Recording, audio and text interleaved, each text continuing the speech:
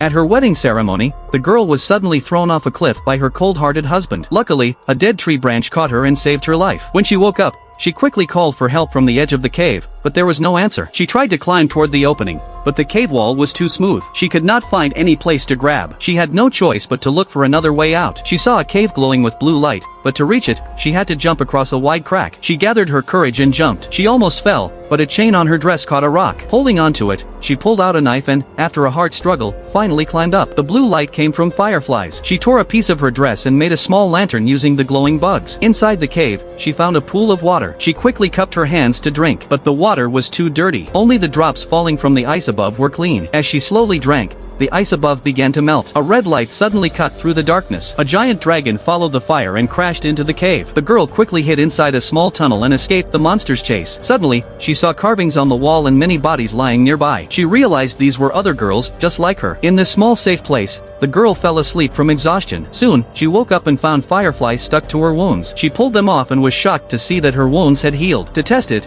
she caught one firefly and placed it on her arm. She was right. The girl felt a new sense of hope. She followed the symbols in the cave and learned there was another exit. It meant someone had escaped before. She carved her name on the wall and stepped into a new tunnel with the fireflies. Soon, she found a spot where sunlight shone in. She picked up a crown from the ground and tore off part of her long dress. She wrapped the cloth around her arms and legs and began to climb up. Suddenly, a black shadow appeared at the bottom of the cave with a loud, scary roar. The girl panicked and slipped. The dragon opened its mouth, waiting to catch her. At the last moment, she hooked the crown onto a rock and barely saved herself. When she reached the top, she saw that the exit was on the edge of another cliff. There was nowhere to go. Just as she felt hopeless, the sound of horse hooves came from far away. She shouted loudly, hoping someone would hear. But then the dragon flew up straight toward her. She backed into a corner and saw a dead body nearby. It was the girl who had drawn the map on the wall. She had not made it out after all. The dragon opened its mouth and prepared to breathe fire. Do you think the girl will survive?